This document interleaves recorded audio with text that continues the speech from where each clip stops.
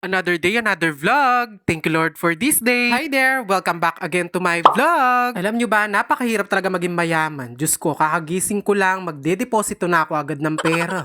Ay rugo, buwan-buwan nga to, nagdedeposito talaga kami ng pera. Hindi ko lang alam kung kailan namin to mawi-withdraw. O tarigo ba layo kayong bangko ko la de-deposit? Diyos ko, kaya ni Rugong Meralco. Ito lang yung account na panay ang deposit mo, pero hindi ka pwedeng mag-withdraw. At heto, fast forward nga. Balik kagabi nga, bumili yung nanay ko na saging na saba. At heto, namitas na din ng gulay yung bayaw ko. Tangkay at bulaklak nga to ng kalabasa para naman madaming gulay ang nananalaytay sa katawan natin, hindi puro kape. At habang nagbabayad ako kanina online, ayan si nanay, siya na nga lang yung naghimay ng mga bulaklak at tangkay ng kalabasa. Nang matapos nga ako makapagbayad ng kuryente, heto, dumiretso na nga ako dito sa may lababo para hugasan itong maruruming baso. Bali, konti lang naman to para hindi na makaragdag mamaya sa mga gagamitin ko pa habang nagluluto ako. Nang matapos ko nga hugasan yung mga kasangkapan, agad na nga akong kumuha ng bigas at nilagay dito sa kaldero at heto, uunaban ko na. Ilang beses ko na nga itong binanlawan para siguradong malinis. Kaya naman kung ikaw nagmamalinis ka, alam mo na, 3 beses ka rin magbanlaw.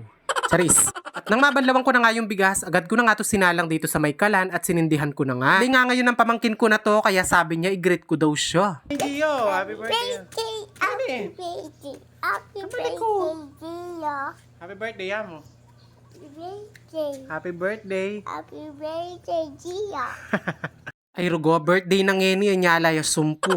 Sakto nga kumukulo tong kanin nang dumating yung nanay ko at may dala nga siyang kalabasa at tilapia kaya nilinisan ko ng agad. Nang maluto yung kanin, agad ko na nga sinalang yung kawali at naglagay ng mantika at nagsalang na din ng tilapia. Bali, 4 na piraso nga pala itong piprituhin natin at yung 4 naman ay papaksiw ko na lang. Meron nga kasi natirang inihaw na dalag kahapon kaya naman ito yung pangsasahog natin dun sa gulay. Nang maluto nga yung una kong sinalang na tilapia, ayan, hinango ko na din para maisalang naman yung dalawa. Habang ang hinihintay ko kanina yung mga piniprito kong tilapiyang maluto, heto, nag-prepare na din ako ng mga gagamitin ko sa paggisa. Meron nga ditong bagoong, bawang sibuyas, kamatis, at yung kalabasa na pinaghihiwa ko at binanlawang ko na din itong mga gulay. Ba naman hindi pa lumakas yung pangangatawan natin sa mga kinakain kong gulay na to, Diyos ko, kung nabalo.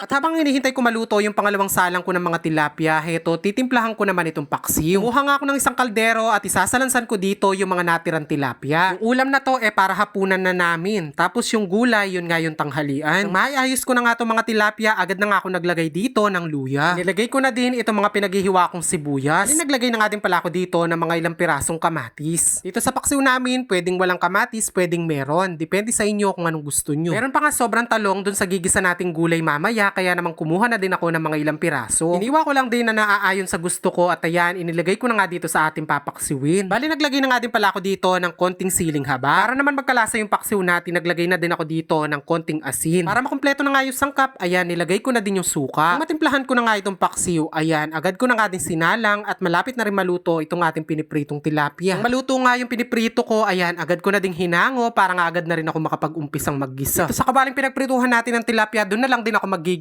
kaya binawasan ko na lang yung mantika. Una ko na nga naglagay dito yung bawang at sibuyas. Sagisahin lang natin to na masalese tapos pag okay na, ilalagay na natin dito yung kamatis. Sa talaga sa nagpapasarap sa ginisang gulay, yung may kamatis. So kung ayaw nyo naman din lagyan ng kamatis, okay lang din. Depende yan sa taste nyo. Lagay lang ako dito ng konting paminta at hinalo-halo ko lang. Kapag medyo nalanta na nga yung kamatis, ilagay na natin dito yung bagoong. Isado naman na tong bagoong kaya hindi naman kailangan pakalutuin pa. Pagkatapos nga nun, sunod ko nang inilagay yung mga hinimay natin kanina na laman nga nun dalag. Tanggal ko na nga yung mga konting tinik-tinik pero nagtira pa ako ng konti para may thrill kapag kinakain.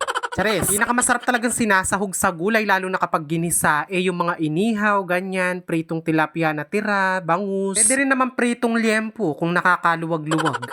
Nang maihalo ko nga, ayan, nilagay ko na din dito yung kalabasa at yung mga talong. Una ko na nga nilagay yung dalawang yan kasi medyo matigas sila. Mga magkasabay-sabay na maluto, ayan, nilagay ko na din itong tangkay ng kalabasa at yung bulaklak. Purpose kasi kaya ipinababaw ko na itong bulaklak at yung tangkay para hindi ma-overcook. Naglagay na nga pala ako dito ng tubig tapos tinakpan ko para agad lumambot yung gulay. Sakto naman nga, kumukulo na nga itong paksiw kaya naman binuksan ko na at naglagay na nga ako ng konting pampalasa at isang basong tubig. Nauna na nga naluto itong paksiw dahil ito pinakukuluan lang naman. Samantalang yung gulay ginisa ko pa. Natirang pampalasa nilagay ko nga doon sa paksiw dinagdag ko na nga dito sa ating ginisang gulay. Tapos ayan, pinakuluan ko lang siguro ng mga 5 minuto at pwede na ring iserve at kainin. Ay rugo, nakikita ko pa lang tong ginisa kong gulay. Masyado na yata akong nasabik. Matagal kasi kung di nakakain ng bulaklak ng kalabasa. Nang maluto nga, agad na nga din pala akong kumuha ng lagayan at nagsandok para makakain na. Dito nga ay agad na rin ako nagsandok ng konting kanin at ayan, kakain na tayo for today's video. Grabe, sabaw pa nga lang nitong gulay, ulam nan talaga. O ayan, kung wala ka pang idea ng lulutuin mong ulam for today's video or bukas, ayan, Diyos ko, pwede mong gayahin yan. O siya, that's it muna for today's video. Thank you for watching. See you again on my next vlog. God bless everyone. Bye!